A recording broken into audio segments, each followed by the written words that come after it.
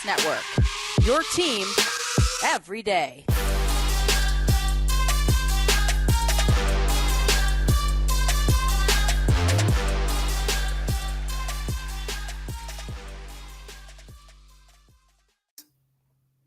Welcome to the Locked On Wizards podcast. It's your host, the real Ed Oliver. Just want to thank you guys for making Locked On Wizards your first listen every day. We are free and available wherever you get podcasts. And this episode is brought to you by BetOnline. BetOnline.net has you covered this season with more props, odds, and lines than ever before. BetOnline, where the game starts. All right, so today we have special guest Ashley Baker, Wizards reporter for 1340 AM Fox Sports. Also the host of A&B Sports Podcast. How you feeling today? I am good. How are you? Thanks for having me on. I'm good. I can't complain. Ashley, unfortunately, is a NFL fan of the worst team in the NFL, but she's coming on and talking. It's talking the shots, man. The shots, man. I'm used to the shots, man. Right. All right, so I just want to get you started off with your thoughts on the Wizards 2022 season. The way this season ended, did it meet your pre-season expectations, like record-wise, or was this season a disappointment, or did they finish out the way you thought they were going to finish out? Oh, they absolutely did not meet my expectations. I may have been a little caught up in the moment, I guess, with Wes becoming the new coach, folks coming back, Rui, Thomas Bryant, knowing that we was going to see some type of growth in Denny, Gaff, being our guy in the center, of course, Brad being there, Spence and Trez and everybody that came at the beginning of the year. So I said we was going to get, I think I said like 50 wins. I know. It was crazy. It was definitely caught up in the moment. And so definitely wasn't what I thought it was going to be. So yeah, that is that. I was overexcited thinking, and especially, moving from Scott Brooks and, getting Wes in there, and I see how he turned around the Nuggets franchise before he came to us. So yeah, I was a little overzealous. Yeah, you're not alone, because I was screaming 50 wins too. Oh, especially, cool. Yeah. Well, this was before the season started. I said I want to say 41-41 or 43-39. Then we went off to 10-3, and I just jumped on the ship. Same. I was like, we already at 10 wins. We only 13 games in. Oh, we really gonna hit 50, and then kind of nosedive there. So right, yeah, because I've never seen a Wizards team start out 10-3 in my lifetime. I don't think it happened since 1979. So it's just something that I've never seen. It was almost like we needed to hang up a banner for that 10-3 start. It was maybe we should. Maybe we can talk to him about it. That's probably a good idea. Yeah. Right. So you talked about Wes Unseld Jr. What was your thoughts about his first year as head coach? If you had to give him a grade, what was the grade you gave him? What did you like and what didn't you like from Wes Unseld Jr.? I loved what I was seeing from Coach earlier in the year, right? And I know this year was kind of funky. It's kind of weird. If I had to grade Coach, I'd give Coach a C. I feel like by the middle of the year, I kind of started getting a little stagnant in rotations a bit. I didn't really like that too much, and I thought he was doing a really, really good job at the beginning of the season. So I give Wes a C. I'll give a C. Thank God it's just his first year, right? Yeah. I'm just really disappointed at how this whole thing turned out, man. But C, I'd give Coach a C. What about you? You didn't fail him, did you? I gave him a C as well. What did you want to see him, or where do you think he needed to improve on? I really expected the Wizards. I really expected the Wizards to. I thought that this was going to be the year that we really, really turned it around defensively. I know that's something that he in the offseason. That is something that even the players talked about, him having such a focal point on the defense. And I mean, again, this is something I feel like even grading him is just super premature, but again, for the season, I feel like it will get better as he, implements his priorities for the team. So defense, man, I was really looking for us being, because the problem with the Wizards has never been the offense. Like, they can get buckets, they can score. You know what I'm saying? It's just stopping the other team. Like, you got to put your foot down and stop the other team, right? So I don't feel like it was the way that I expected it. I had just high expectations across the board. Okay, wins, defense, somehow, some way, getting folks here to play. I don't know. I just was. I was out in space. I was out in space with the Wizards this season. And so defense is something that I wish that I could say like we was like a top 5 defense or something. You know what I'm saying? Like I think that would have made like a hell of a difference with the season for us. So it just didn't. Right, yeah. I mean, with Scott Brooks, they actually ranked higher in defensive efficiency last year. With Scott Brooks, they were 21st, and the Wizards dropped to 25th in defensive efficiency. Yeah, Wes, he Crazy, definitely right? disappointed. Yeah, it really is. That's And crazy. yeah, it is because Scott Brooks got a lot of scrutiny about his defense. We put up a lot of points. It was kind of like the first team to 120 points. That's the kind of ball that they played last year. And then this year, somehow, some way, they found a way to get worse. But for me, like the things that you could really point to for West was the Clippers loss where they were up by 35. Yeah, that loss really stuck out to everybody as a Wizards fan. I think that was like was bad. I don't know if you're on Twitter, but it was a Twitter space. Mm-hmm. Twitter Spaces, and I've never seen a Twitter Spaces with 2,000 Wizards fans in it. Right. The Twitter space had over 2,000 people. That night, like the internet was just shook. Like you lost a 35-point lead. Like that was crazy. That was crazy. Yeah. Yeah, it's huge. I remember there was an NBA player on there that, was vouching to get signed by the Wizards as well. It was. Are we mentioning that player? Yeah, it was yeah. Who was it? Was it dang, what's his name? Swag. Dang, what is that man's name? Nick, was it Nick Young? No, it wasn't Nick Young. It wasn't. Who was it? He played for the Lakers as well. He did.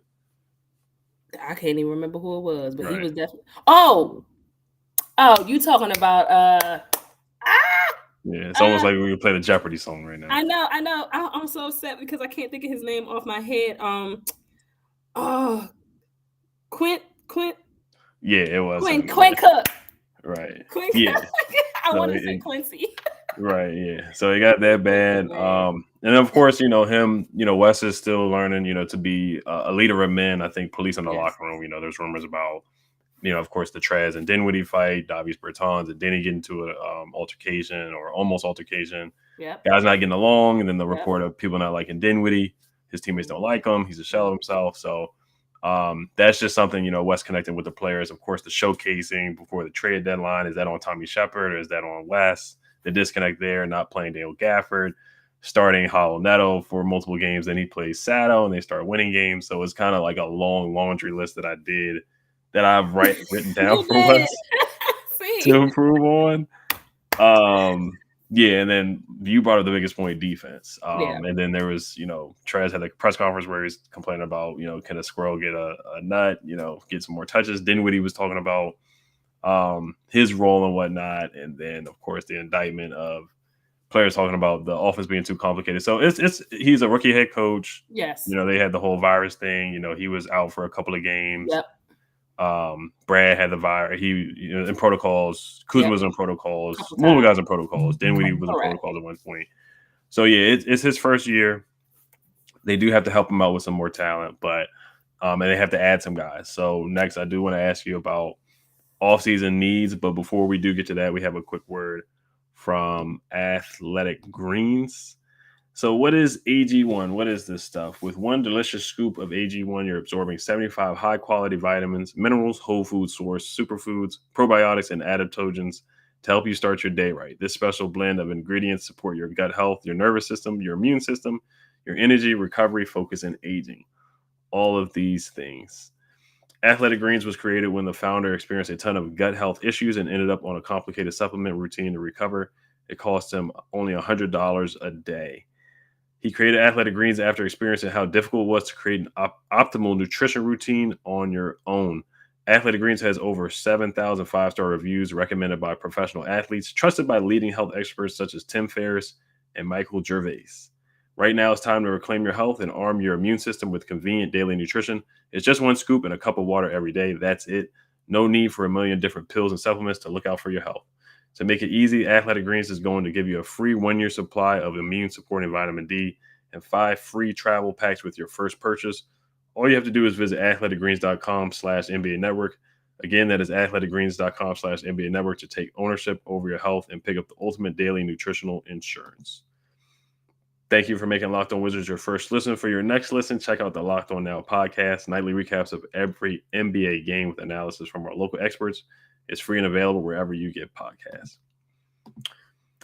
All right. So other than point guard, because of course the Wizards need a point guard. That's probably their biggest thing they're looking for. Tommy Shepard he said they're looking for a pass first point guard. Wes has said the same thing as well. We're going to get to the point guard position, but other than point guard, what would you say the Wizards' biggest needs are?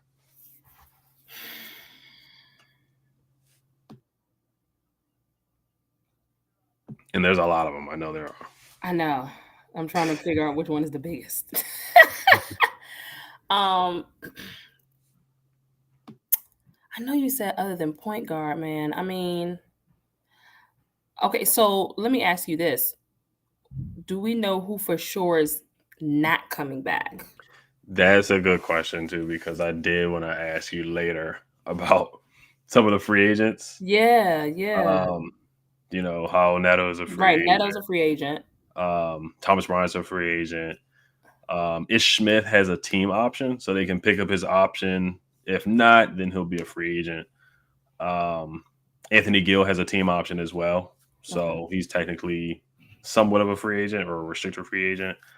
And then everybody else is under contract, like Denny, of course, Rui, they're still on a rookie deals. Corey Kispert, rookie deal. Bradley Beal is technically going to be a free agent as well. Yeah. Kuz has another year. KCP has one more year as well. Kristaps has another year. Those are the big name guys. Satoransky also is a free agent as well. Oh, Sato's a free agent too. Sato's a free agent. I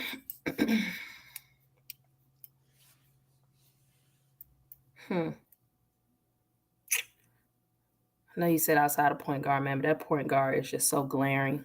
It is. Really is just so glaring. It really like overshadows everything else. Obviously, if Bryant goes, and we still got Gafford. Yeah.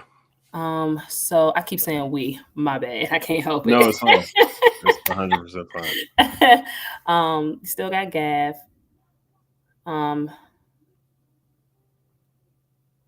If Bryant walks, we need a second big. We need another big. I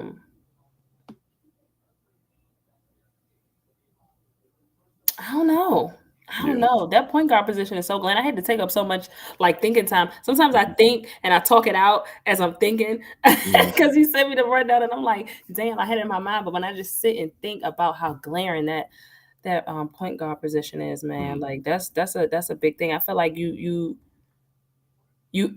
answer that and other pieces will fall into place. You know what I'm saying? I know a lot of people don't like not a lot of people, but I like Sato. I like guys that don't mind like sacrificing, like cleaning up plays, like, you know, being dirty. Neto, you know what I'm saying? Like he'll get down, he'll scrap, he'll fight for loose balls, he'll do that stuff. We've seen Neto do that kind of stuff, right?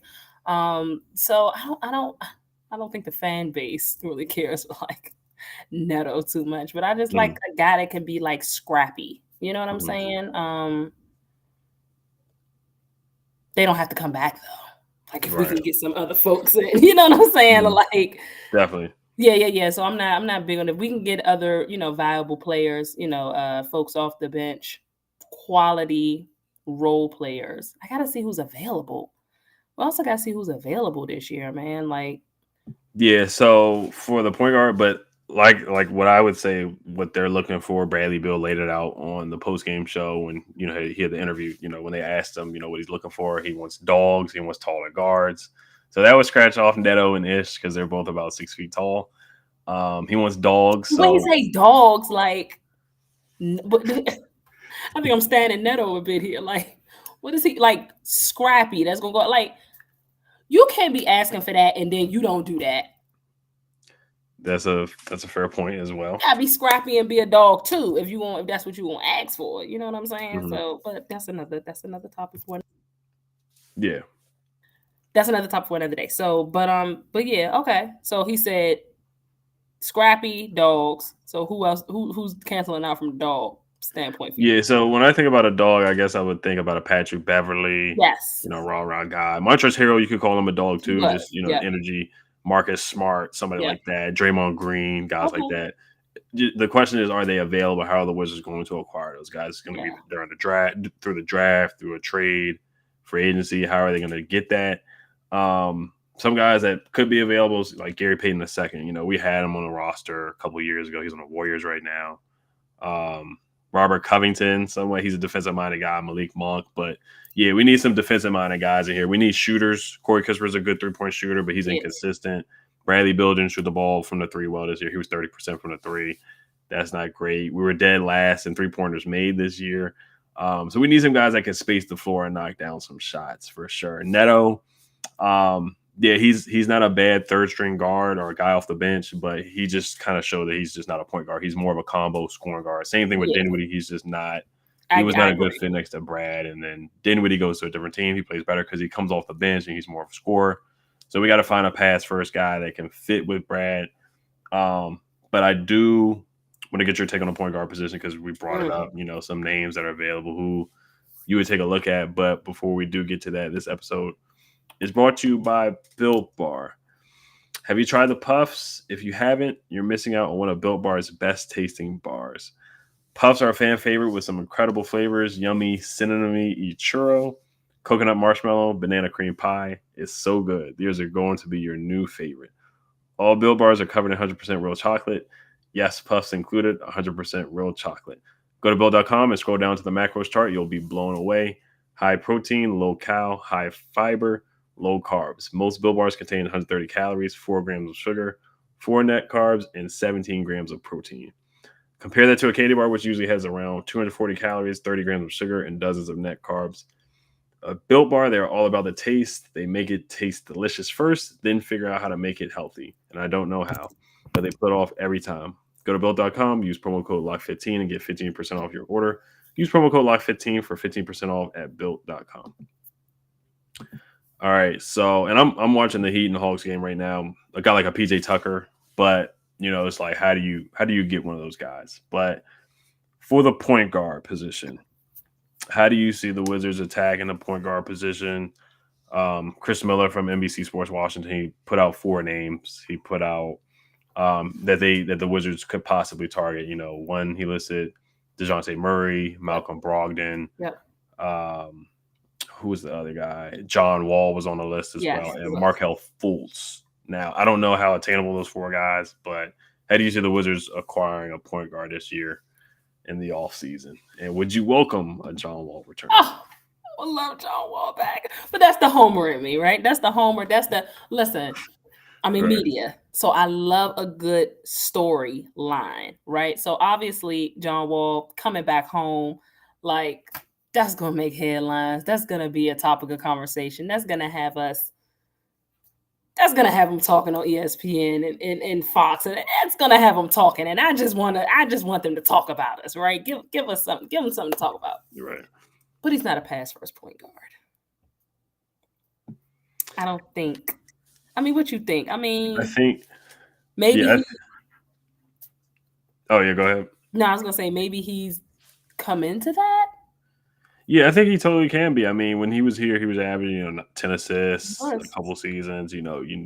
He made great passes. He was setting up, Trevor Ariza for wide open threes. He was setting up a Porter for wide open threes. Bradley Beal was a great shooter next to John Wall. That's when Bradley Beal was known as a shooter. When Correct. people were comparing him to Ray Allen, that's when John Wall was creating open shots for Bradley Beal, or making lobs to Gortat and Nene and other guys. So yeah, John could definitely come in and do that. I think John is he's coming towards the last part of his career. He's only played. There was like a number where him and Dirk Nowitzki have played the same amount of games in like the last 3 years since Dirk has retired, which is just crazy. It's insane. The Achilles injury and then the Rockets sitting him out for the whole season. Yeah. But no, I think if they asked him to come in and be a pass rush guy, I think he could do that. Yeah. It's just the can he stay healthy for one? Can he be a number 2 or number 3 instead of being the main guy that he was in DC? Those are the question marks. And can he play defense? But I think he would be fine. After he gets bought out, they could sign him for the mid-level exception, which is $10.5 million instead of what he's getting paid now, the $47 million per year. Yeah. Dare I say I wouldn't mind Russell Westbrook back? Now I think you're gonna. There's a lot of people are gonna have something to say about that. Why?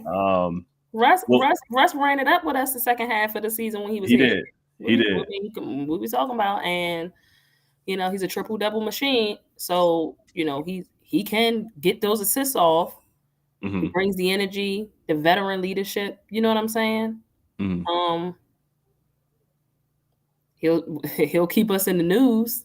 He'll certainly keep us relevant just because he's Russell Westbrook. Yeah, I think Russ, if he's about the numbers though. Yeah, if he's bought out, I think, and he signs for a mid-level exception contract, $10.5 million for 1 year. I think he could, and him and Brad, they play well. Brad had a career year. He was third team All NBA last year with Russ. They made that playoff push. And he certainly can pass the ball and facilitate. Him and Porzingis, they would probably be a good duo, pick and roll, pick and pop, getting Brad open. Dare I say Russell Westbrook? Now that you see how you talking it out, and you like, what? That don't sound that bad. See what I'm saying? Go ahead. I'm sorry. No, go ahead. It's an option. Yeah, it's just the way he played this past year with the Lakers was definitely a roller coaster ride. That was a bad fit for him, man. Yeah, it was. That was a bad fit. The Lakers were just a bad fit for him. It was an experiment. You live and you learn. I just feel like you don't scrap this year totally. Like you can't scrap it from his career, of course. But I just don't really count this year, man. Like for Russ, I've seen him make folks around him better. When he played with Paul George that year, that was the year that Paul George was in the conversation for MVP. You just said that Brad had his best year behind or next to him. Like, this year, I get it. It was a bad year. It was a bad year for the entire Lakers organization, right? But I just don't know if we should really hold this year against him when it comes to like possibly plugging him in here in DC for next season. Like he's still Russell Westbrook. You know what I'm saying? So, but I know you mentioned Malcolm Brogdon as well. Now, let me ask you, we would have to give up some pieces for Michael. Well, no, he's a free agent. He's under contract. So okay, that's what's up. Yeah, he's so under contract. We have to give up some pieces. Yeah, which would likely be like Kuz, KCP type pieces. You think? Kuz, KCP, possibly one of the young guys, Rui, Corey, or Denny would have to be. We good on Malcolm. We good. We good on Malcolm. Never mind. So yeah, I mean, again, I would love John Wall. Obviously, that's just me loving the storylines. Basketball, and I hate to see John go out like that. I would love Russ back for those reasons as well. Who else was it? Did you say? DeJounte Murray and right, yeah, but I just don't see the Spurs trading him. Nah, they not. A young guy who just made his first All-Star game. Yeah. And then Marco. He's easily going to be the face of their franchise. I don't. Right. It is already. You know what I'm saying? I don't see them trading him as well. Right. Yeah. Markel Fultz was on the list. Another guy that I see that could be attainable is Tyus Jones, who's on the Grizzlies right now. Yeah, he's projected to make at least more than $10 million. So the Wizards would probably have to make a trade to get him as well. Bobby Marks from ESPN reported that he could possibly make $18 million. Same thing with Jalen Brunson from the Mavericks. He's having a really good playoff series. I would love to see if they could get Jalen Brunson, but he's most likely not going to be available. I would love Jalen Brunson. Yeah, that would be a dream. So the Wizards they're just in a tough spot. They really are. They're in a tough spot. But speaking of the young guys, like you said, you would not trade Corey, Denny, or Rui. Which out of those three young guys has impressed you the most so far? And then what do you like that you've seen out of the three guys? You say Corey, Denny, and Rui. I love Denny. I want Denny to get better on that defense. What was his defensive rating? Was it better than last year? This year? I don't have the numbers up in front of me, but he had the highest defensive rating on the Wizards on the team roster. Yeah, I love how he's coming to that defense of his.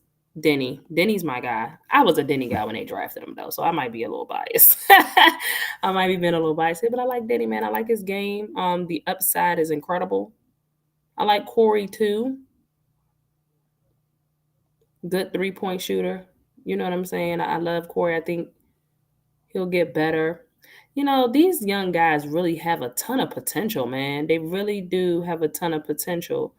I just wonder, outside of Wes, who on the team can maximize that or help them step into their own? Like, is it any player on the team that's pushing them to be or step into that? You know what I'm saying? Right. Yeah. And I found the numbers here. So great. He led the team in a number of defensive metrics, including defensive win shares in 0.0073 and defensive rating of 110.1. So he did improve in that area. He also cut down on his fouls this year. He did. I do remember that. Definitely cut down. That's a great point. He definitely cut down on the fouls. I could see him being talked about as like one of the elite defenders next season if he keep it up throughout the league. I can see that. Definitely, throughout the X, throughout the clamps. So what do you think about Rui Hachimura, his future with the roster? And I know a lot of people compare him to him or Kyle Kuzma. If you had to move forward with either one, Rui or Kuzma, who would you move forward with? Definitely Kuzma. Okay. The experience. I've seen Kuz take over a game. You know what I'm saying? Like we've seen that. I don't want anybody to downplay how important it is to have some type of veteran leadership or championship like degree in the locker room. Like that matters. You know what I'm saying? And right now it's KCP and Kuz. Like you gotta, you know what I'm saying? It's not anybody else, right? I'm not missing anybody. You know what I'm saying? Like you gotta retain those kinds of pieces. I like Rui, I do. But you ask between him and Kuz, man, and I'm rolling Kuz. I'm rolling Kyle Kuzma. I'm rolling Kuz. I love Kuz. I love Kuz with LA. I was crazy for real for trading for Kuz. You know what I'm saying? Like Kuz, they was crazy to do that. He's a good shooter. He's a player that somebody like LeBron needed. Never should have got rid of Kuz because that's the type of player LeBron is. He needs to have shooters, and he didn't have that. I like Kuz. I like Kuz over Rui. Do you like Kuz over Rui? I mean, it's a tough one for me. It is. I really like Rui a lot. It's unfortunate that he did miss the first 40 games of the year. Yeah. But maybe that's what's kind of sticking out to me a bit. Yeah, and I think Rui can learn from Kuz. You know, Kuz had a 20 rebound game. He had a triple double. How clutch Kuz is, like you said. The Detroit game, the Cleveland game at the beginning of the year, many games where he came through in the clutch. He was our number one option for a majority of the year, especially when Brad went down. I feel like there's some things like that Rui can definitely learn from Kyle Kuzma. And Kyle Kuzma started to get downhill and finish around the rim too. And the dunk on Joel Embiid, like Rui, you know, he'll dunk on people too. Like he dunked on Anthony Davis, he dunked on Isaiah Stewart a couple times. We just want to see Rui get meaner and more aggressive. And consistent. And consistent as well. Yes. All three of the young guys, honestly. Correct. But I just feel like the Wizards front office, they want to move forward with Kuzma, Porzingis, and Daniel Gafford as well, and just have like a tall trio of guys who are 6'10" or 6'11". Brad has said in the press conferences as well. So it's interesting. But what was your thoughts on the trade that Tommy Shepard made for Kristaps Porzingis, and then how impressive was Kristaps for the last couple of games of the year? KP did good. Man, look, for real. Tommy know how to move some pieces. I know a lot of people might get on Tommy, but Tommy know how to move some pieces. I really wish, the thing that concerns me with KP is obviously the injuries. You know what I mean? He can't stay healthy. He's a unicorn, man. Like, for real, he really is a unicorn, man. Like, his game is crazy, but when he plays, you know what I'm saying? So, I wasn't for the move when it was made. It was actually, I was 30,000 feet in the air when we traded for KP. I was on my way out. Was I on my way out to LA? I think I was on my way out. Was that around the Super Bowl when that trade happened? It was in February. I think it was after the Super Bowl. It was after, so I must have been on my way back because I was definitely in the air when it happened. And it wasn't something I was hopping up and down out of my seat for. You know what I'm saying? Because of him being injury prone. It's simply because of the end. If he can stay healthy, he definitely can bring a ton of value to the team. Like, he's Kristaps Porzingis. We're not gonna act like when healthy, he's not one of the best scorers. Good passing. He can stretch the floor. You know what I'm saying? So, but I mean, I wish we could have made a bigger splash with somebody. I feel like, don't be mad at me for this, but I feel like these Washington teams, your Commanders, these Wizards, they go in on these guys that are kind of like past their prime, whether it be because of injury, whether it be simply because of their age. That's kind of the feel I got when we got KP. But I mean, he played well the last couple of games. Maybe he'll play, because I think by the time he came, Brad was out for the year. Yeah, he was. Brad was done for the year. Maybe I'm completely maybe I'm in and out of my seat next year when everybody's healthy. You know what I mean? And him and Brad are playing together. Maybe this time we go 15-3. Hopefully, we finish. Yeah. So I have to see, and I have to be convinced that he can stay healtly. That's the biggest thing for me. Mm-hmm. Yeah. That's the one thing about Porzingis. He's only 26, so he's younger than Bradley Beal. He's younger than Kyle Kuzma. He's in the prime, but the injuries make it feel like that he's not. That is true. Yeah, it's so weird. He's been in the league for, he's with the Knicks for a couple of years, Dallas a couple of years. So it feels like he's been here forever. Yeah, it feels like he's been here forever. I wouldn't have known that he was younger than Bradley Beal unless you just told me. Honestly, I would have thought maybe he had like a year or two on Brad. He just feel like he's been around forever, but hasn't been around enough, if that makes sense. Because he's always injured, man. It sucks. Yeah, no, you're right. I mean, he's missed a lot of time.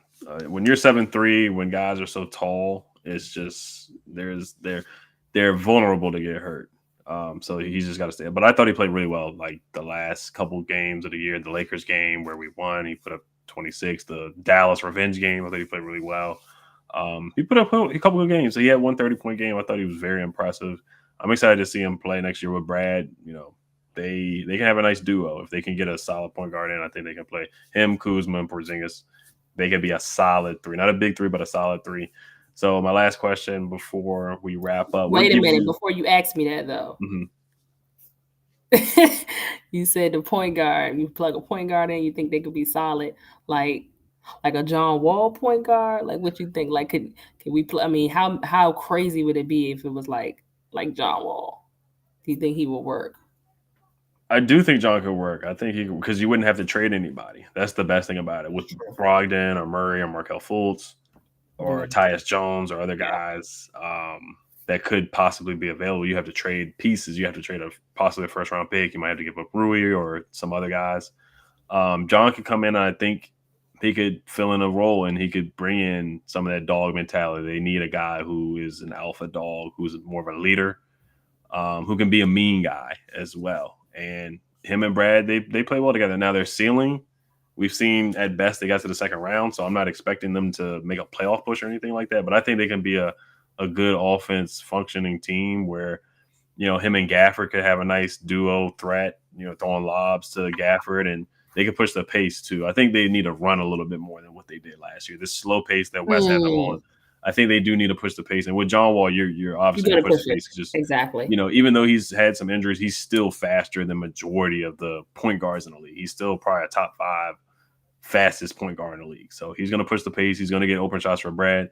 The chemistry on the court, he knows where Brad likes his spots as well. So I think that should work out too. But I think John would be a good fit. I really wouldn't be mad at it, especially if you're not paying John a super max deal. If you're only paying him $10.5 million, then I think that's a really good deal for the Wizards. And you have John and Tomas Satoransky off the bench. You have Bradley Beal and Kuz, Porzingis at the 5. Yeah. And I guess if they keep KCP would be at the 3. Yeah. I think that's a solid team. It's not a big playoff team, but I think they would do more than the play-in. I think they would make the playoffs as like an 8th or a 7th seed. I'm about to say I think they make the playoffs.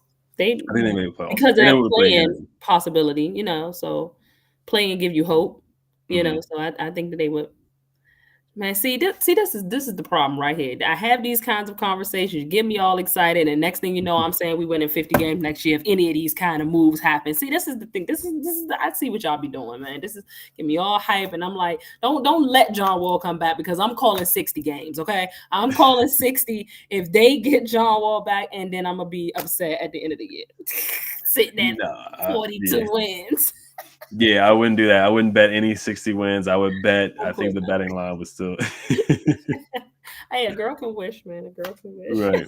Yeah, it would be fun. I would get fans back in the seats, and we'll see if he does the Dougie or anything like that. But last question before we wrap up: what gives you the Wizards the most? What gives you hope or excitement that the Wizards can have a bright future? Is it the lottery that you think they could do well in the lottery?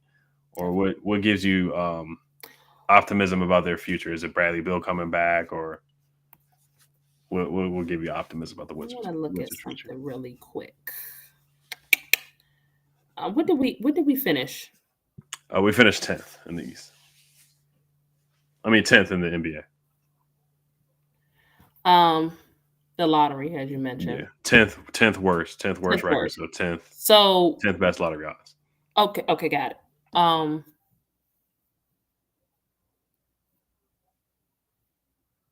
just trying to. I'm a Duke girl, so I'm just sitting here thinking of what kind of what Duke guy could fall to us. You probably like the Yankees and No. I don't actually. I'm a Nats girl. I like the Nats. I like the Nationals. I know that it wasn't his best year, but. And Wes, I trust, man. You know what I'm saying? Like, it's not going to happen overnight. The Nuggets didn't happen overnight, with him. He was with the Nuggets, right? Yeah, he's a coach. Help turn that around. And like, Ernie and Tommy talked about, like, those players bragged on him. So that's one of the things that I'm most excited about is the coaching. I know that the coaching, when all else fails,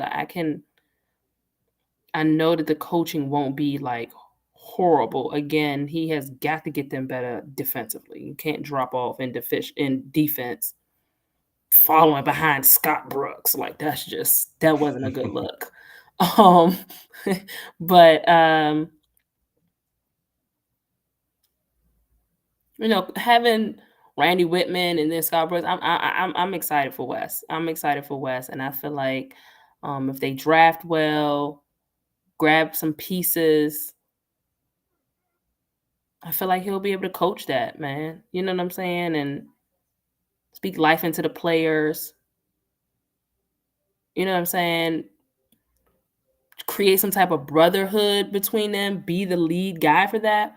I like Wes, man. I'm really into coaching when it comes to the Wizards, man, because it's been such a glaring spot in certain games and stuff, in years past with rotations and effort on certain sides of the ball, and you know what I mean. So it's the coaching for me. Brad gonna be Brad. I'm always excited for Brad. You know what I mean? I'm interested in seeing who they grab at point guard. The coaching, the draft, like you mentioned, or the lottery. So yeah, we'll see. We'll see. And I'll be at the draft in New York for that. So Oh, nice. yeah. I'll be able to see front and center what these Wizards gonna do. So I mean, who they gonna grab? I'm hoping that some way somehow there's some type of Duke guy. Ugh. Why are you so upset about that? Yeah, I'm a Maryland fan, so Okay, all right. the old rivalry from the ACC. I get it. I just don't like Duke at all. But no, the players are really good. Paolo is Yeah. really good. I would be a happy guy if we got Paolo. AJ Griffin is good too. I think he might go number one. Who, Paolo? I don't think he'll go number one. I think he'll Really? be at least top. He'll be at least he's top 3 for sure. I think it's gonna be number one is probably gonna be Jabari or Chet. Chet Holmgren. Yeah. And then I think Jaden Ivey is the best out of the group, out of everybody. But I think Paolo will probably go 3rd or 4th. I think he'll go. I think the Pistons would like to get Paolo. So I think Paolo's going 3rd. They're no later than 4th, of course, but I don't see him. I think Jabari Smith is the consensus number 1 pick. Jabari Smith, yeah. I think Paolo will do good in Houston. I can see him work with Houston with Jalen.